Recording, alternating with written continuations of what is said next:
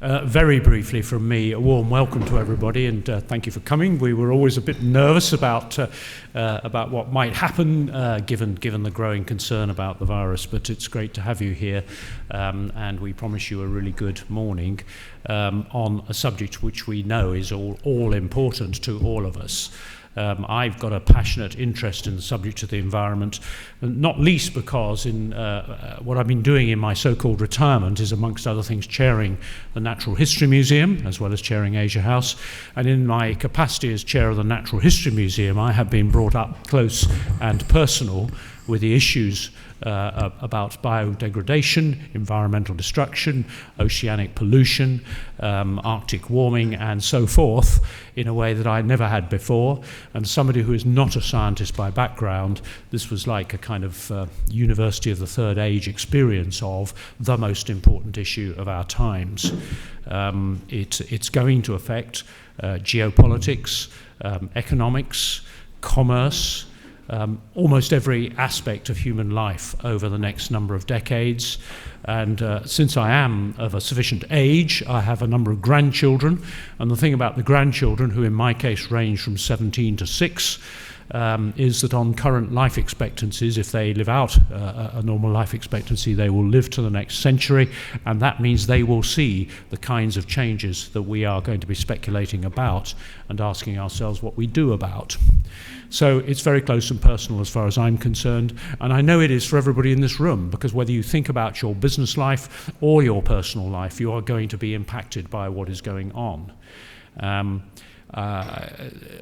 The only comment I want to add to that is that back in last summer, was invited by an outfit called the European Climate Foundation to join an expedition of a kind of semi-scientific, I suppose a cultural scientific education expedition to Greenland.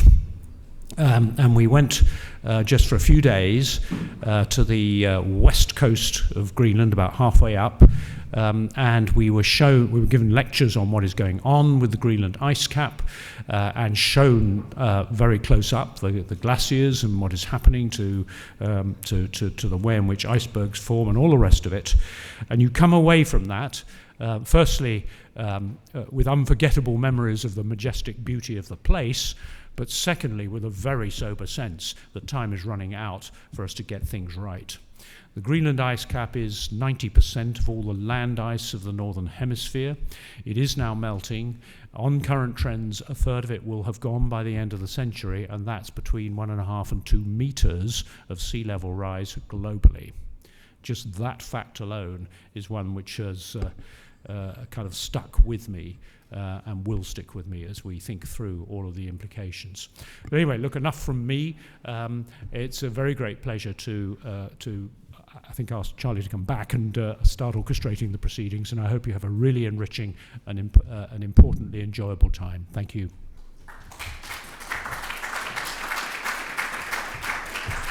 Thank you, Stephen. So the order of proceedings today, we're going to hear very shortly from our main opening speaker, Jonathan Woetzel, who I'll introduce fully in a minute.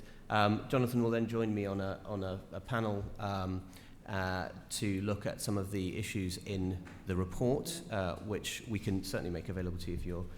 We have copies here, which the content is based on today, and then we'll be going into a second panel discussion, which will focus a little bit more on finance solutions. But first I want to introduce Jonathan Woetzel.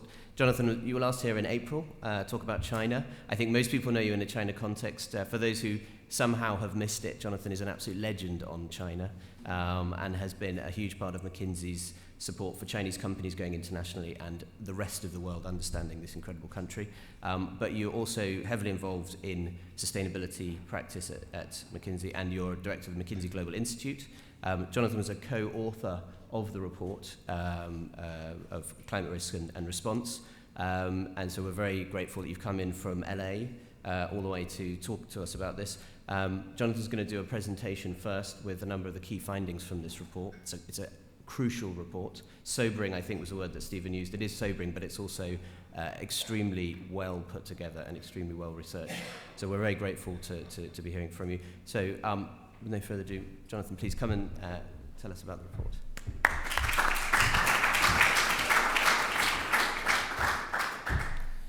Wonderful, and thank you, and it is a pleasure to be back. And in many ways, the partnership between McKinsey and Asia House has been strong, and this is growing, and really appreciate the chance to contribute and to hear from all of you. This will be a very interactive conversation, I'm sure. So, this report, it's not the first time the firm and McKinsey has been in the climate space. I mean, about 12 years ago, we made a report on the carbon curve, which was about mitigation, essentially the technologies that one could use to abate carbon. 10, 12 years later, well, some of those technologies have been used, some of them not so much. Overall, not so much. So as Lord Green says, the world has warmed, and that is our kicking off point. So we're in a different place than we were 12 years ago. What is that place? And what does the science tell us about the socioeconomic impacts of those global physical trends? So that was our intention, was to say we can't really go back to the conversation about mitigation without having a better understanding of what are we mitigating against. What are the costs and the risks of that event. So the good news, in that sense, is now we have a much better sense of what the bad news is. And that's where this report starts. So here you have 115 years of North American weather. And you see tens of thousands of observations. Now this is not new data, but what's happening is new. Well, I'll come on in a moment what is new. But we can see this, is that back in the day, if you were taking a look there at the period of time between 1961 and 1980, the weather was stable. That we didn't have too many 2 standard deviation days, really hot days, and 0.2% of the time. Today, last decade, now almost 15% of our days are greater than 2 standard deviations away from the mean of the 115-year period. So 2 things are going on here. The average is shifting, that's true. I mean, so everything is a little bit half degree warmer or something. But the tail is exploding. And that's what our report is really focused on, is this tail risk. We see a 75 times risk increase in the last 50 years. And that's kind of our starting point from that, saying if that continues, and what does the science tell us about that continuing, what's the impact on all of us? So with that, what did we do? A couple of things what this report is and is not. Okay, this is, first of all, this is not climate science. I have to say this. McKinsey is not a climate modeling institution. We have many scientists. We even have some climate scientists, but we don't do that. What we did was we worked with other firms, and you see some of them down there. Willis Towers Watson, Woetzel Research Center, Cat Risk, ADB, MIT, the list of acronyms goes on. And though they did the climate science. So they did the modeling, they did the data development. What we did was to translate that science into impact. So this is a report about what is the socioeconomic impact of that science. Secondly, this is not about a point forecast. This is not McKinsey predicts X will happen in the year 2050. This is a measure of the full inherent risk under a scenario of no further climate action. So it's the full inherent risk of physical climate change. That is a measure for those in the risk management sector, saying you have to know what the full risk is in order so you can decide whether you choose to mitigate or to adapt. So by no means are we saying that this will all come true, but we need to know this in order to decide what we want to do about it. And we do believe there is some degrees of freedom here, and there are actions that we can and we definitely should take, which will save lives. And finally, this is the first cut. In my colleague would say my somewhat colonialist attitude, I say this is the 16th century map. So it points out directionally where we think the issues are. It's not the end of this. This is hopefully to be, it's not the end of the beginning of the end. It's not the end. Maybe it's the end of the beginning. This is hopefully a set of methodologies and models for stakeholders to use. So we hope this actually is useful for each and every person in this room to take that and apply to their own situations, their own companies, their own institutions, and themselves personally. to make their own decisions about what to do against this full inherent risk. Okay, so we did two things in this analysis. The first is the MGI is known for its micro to macro approach. And so to understand climate risk, we had to look at the micro. We had to look at where is it actually happening today. And that is that's a real world discussion. It's not, I would hasten to add, these are not representative climates. These are definitely, we'll call them leading edge examples. So because they are where you can see it. So what we did is we looked at, we call them systems, 5 systems that have impact. The human body, its livability and workability, our agricultural, our food systems, our physical assets, real estate, our infrastructure and the services that it provides, and our natural capital. And for each of those systems, we asked, what is the impact of climate change? What is the physical climate risk that this system is experiencing? In the case of livability, and we asked where, because it is a spatial thing. So India, heat waves. Will India get too hot to work? What will the Mediterranean be without a Mediterranean climate? How will African farmers adjust to changing patterns of precipitation? Will Florida's mortgages and markets stay afloat? And so on. So in each of these areas, what we did is let's take a look at this micro situation so that we understand 3 things. The hazard, what's affecting it, the exposure, who's being affected by it, and the vulnerability, just to what extent what losses can we then expect to happen. So hazard times exposure times vulnerability gives us impact.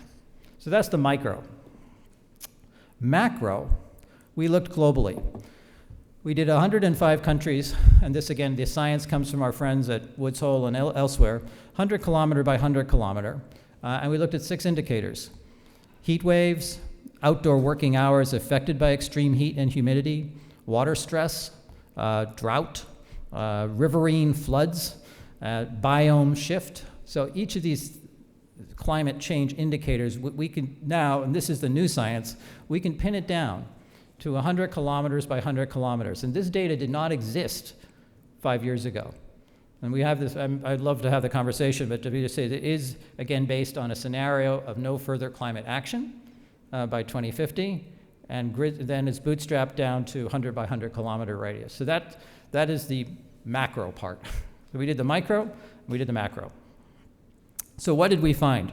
Well, just to give an example of that last geospatial, because this, and incidentally, for those of us like myself who is an urbanist, and we love maps, this was the best thing. So we can, we have great maps. We really, so this is drought today, 100 by 100 kilometers.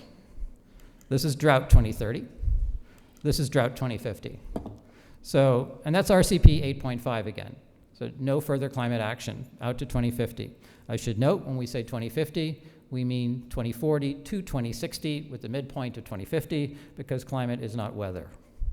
So it's the 20-year period. So this is what's happening. And that's the new science. That's what we can now pin it down. We have, in a sense, the world's best forecast.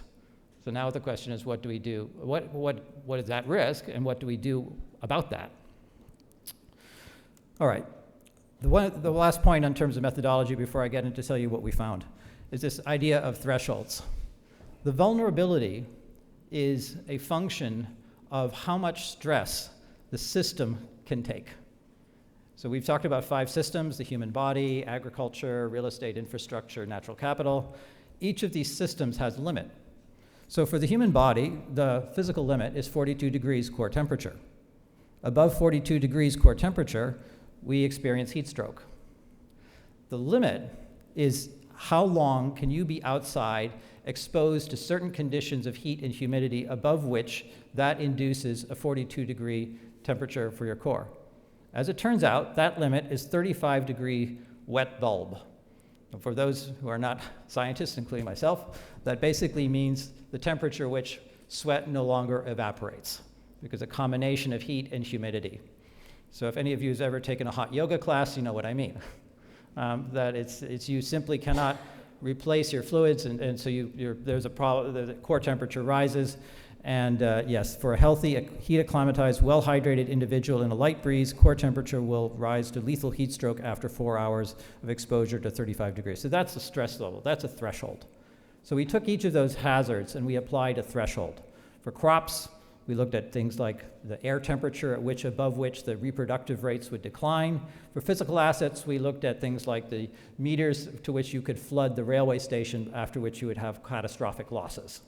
So that's where the vulnerability comes in, is that the intensity of the hazard drives a level of stress, which then creates a nonlinear impact.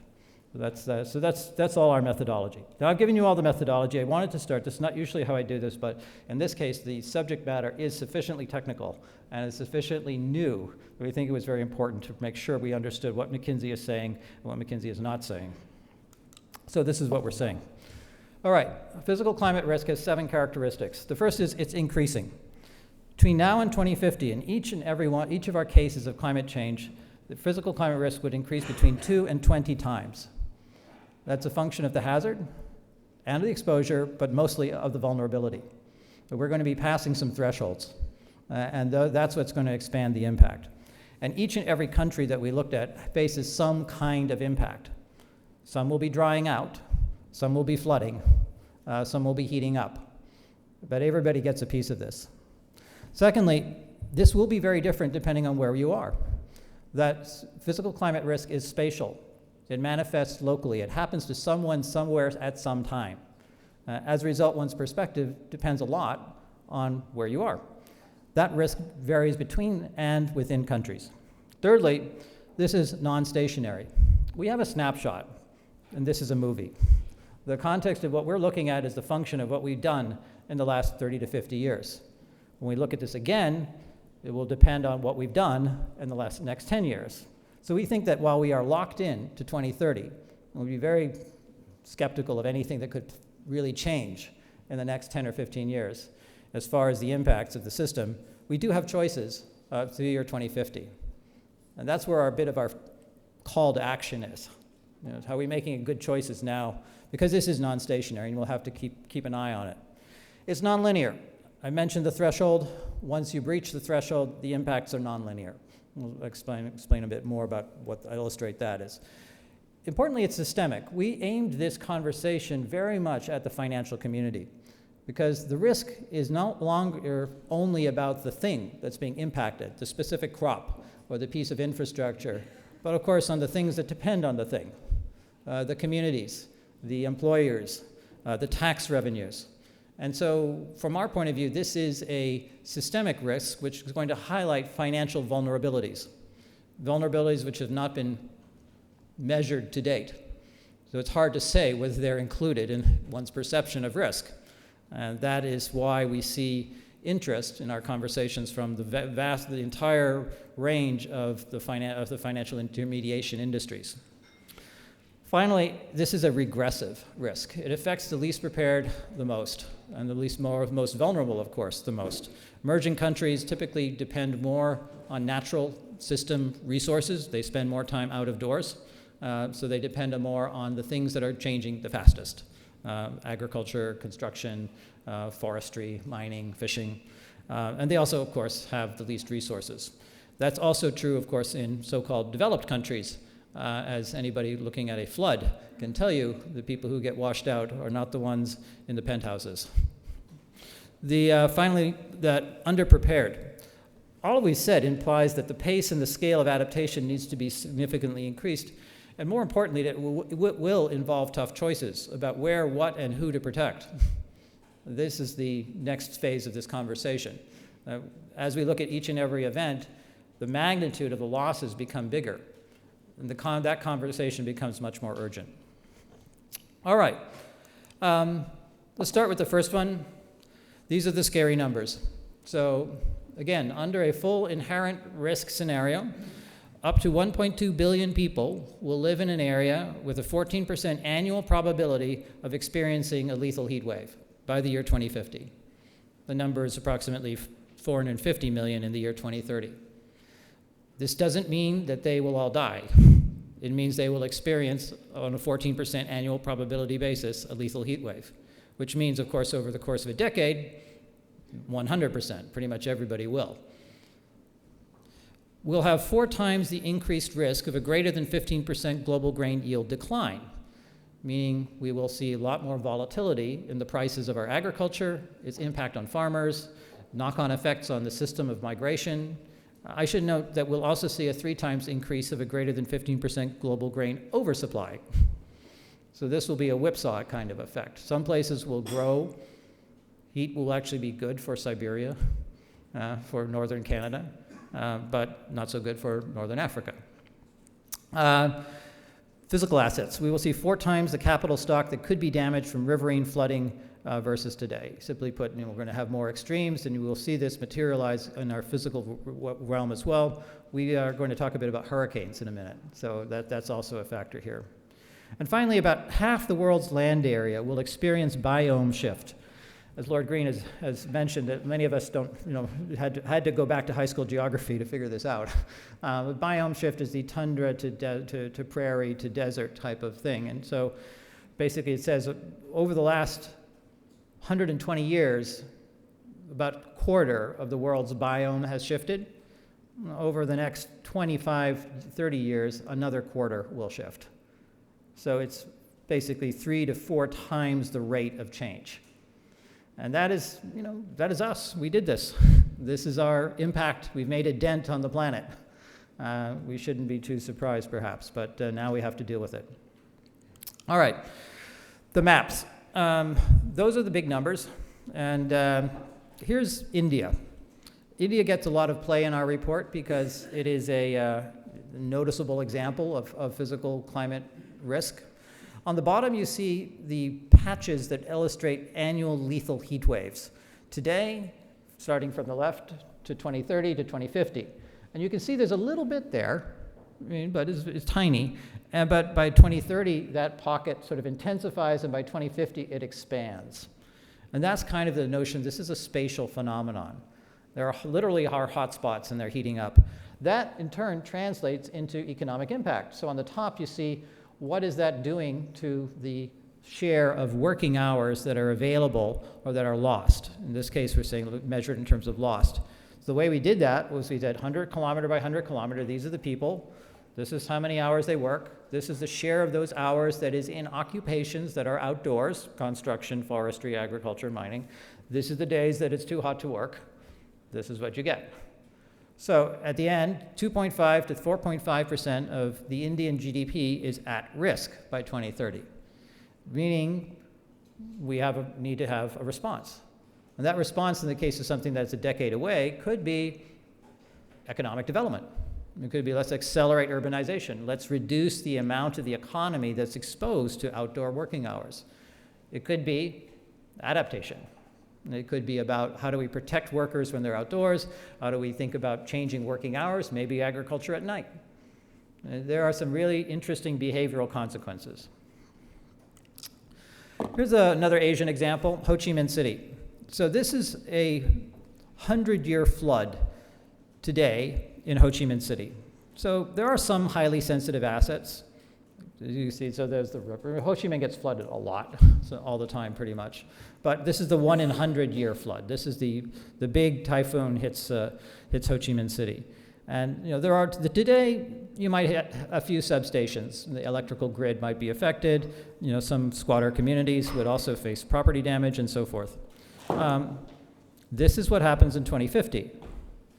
Wastewater plants get affected, slum areas get affected, the ports are taken offline. So this is the increase in the hazard and the exposure.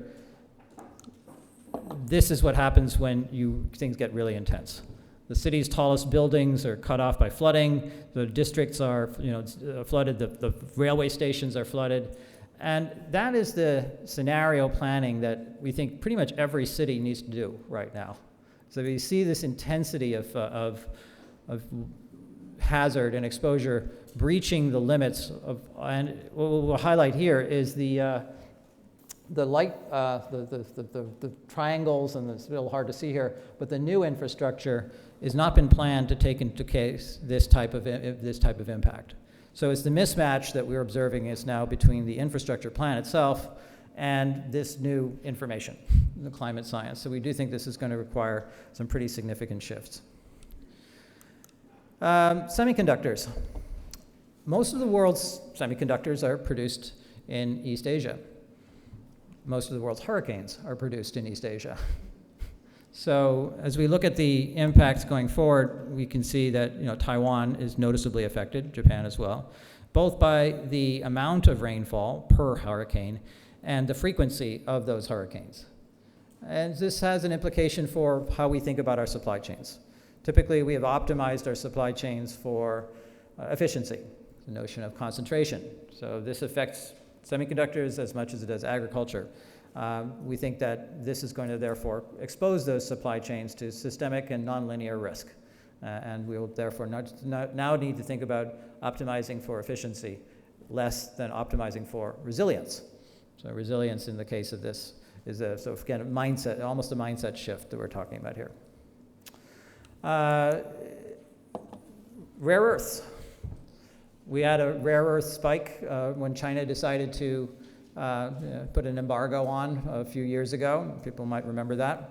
The next time around, that might not be a Chinese decision. That might be an act of God, where the extreme precipitation would wipe out the availability of rare earths, simply again because of this concentration risk. We should note that the impacts of these things will be different. When you wipe out something like a commodity like rare earths, what you get is a price spike. When you wipe out a semiconductor plant, because it's tied to a downstream supplier, you get a market share shift. So the impact might play out differently. So some places will simply result in more expensive things. Some events might result in more expensive things. Some events might simply result in market share shifts and competitive advantage moving to places that have been better prepared. All right, food systems is another example of concentration risk. 60% of all of our grains are produced in 6 areas around the world. And as a result, with increasing variability in temperature and precipitation, the likelihood of both yield failure and yield oversupply is going to go up. So today there's a 1% probability of a global grain yield decline at any given year. By 2050, that will go to 4%. So 4% on an annual basis doesn't sound like a lot, but over a decade basically means you have a 50-50 chance of this happening. And the last time this happened, we had the Arab Spring. So I think there's a systemic consequence for things that are no longer they're visible to us, but they certainly don't fall into the year in, year out category. But they're now measurable in a decade-on-decade type of risk. Finally, regressive. Poorer countries see higher impacts. So this looks at the GDP per capita on the horizontal, and on the vertical, the share of the working hours that are affected by heat and humidity. And it's fairly clear that India and Indonesia and Africa will feel this more. They will be the places that have more exposure and less results. And that's why India has a national cooling plan. And there are not so many countries that do. But Niti Aayog is on this, and thanks to Amitabh. Let's move to what this means. We call this the Decisive Decade. We basically got 2 things to deal with here. On the left-hand side, as you can see, temperature will continue to rise on almost any pathway. I mean, in fact, on any pathway. So whether it's 1.5 or 2 or the no further action, out to the year 2030, the difference in the rise in the temperature is frankly not that much, 0.2 of a degree maybe. Out to 2050, of course, is quite significant. And that's why we have choices. We don't have choices about what we will experience over the next 10 years.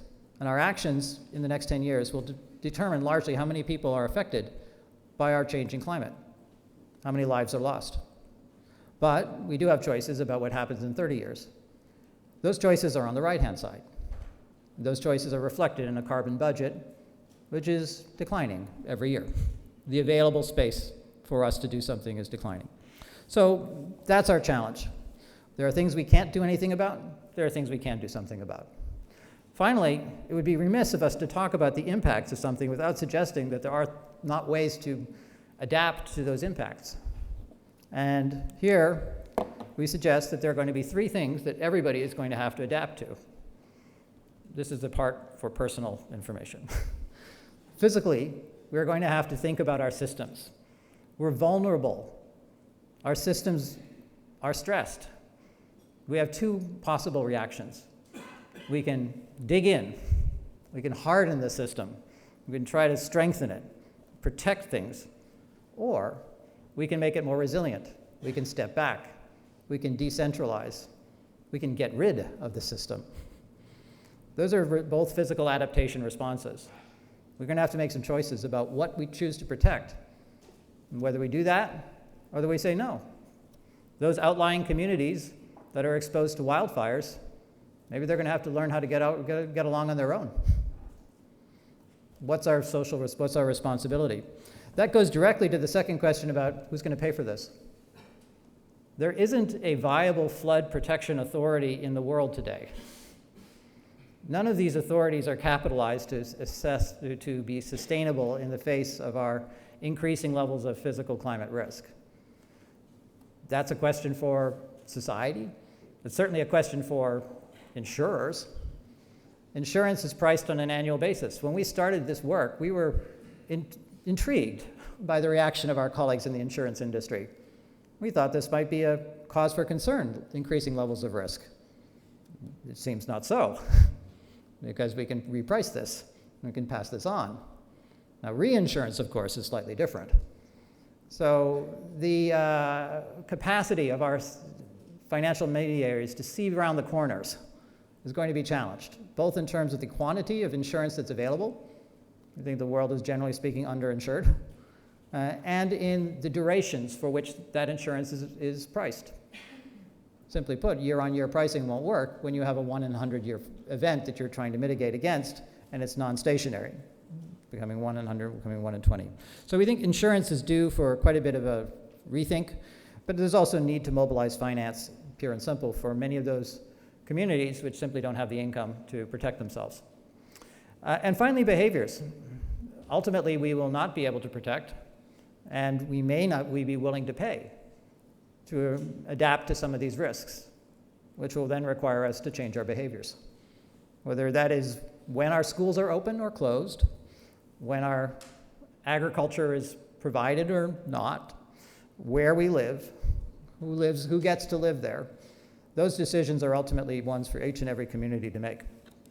So we close with 3 questions. Have we thought the right way about this? And we ask this to everybody in a fairly objective sense. Are our models looking backwards or forwards? Do we have a good enough understanding of the probabilistic measure of hazard, exposure, and vulnerability in order to be confident in our daily lives and our systems? Are we taking action? Is our investment based on our historic norms? Or are we rethinking about where those thresholds are and what we need to adapt in those thresholds, physically, financially, and behaviorally? And finally, what about our choices? Will we take new choices? Does this information change the choices that we have thought about? What's our next step? That's where we leave this conversation. Thank you very much.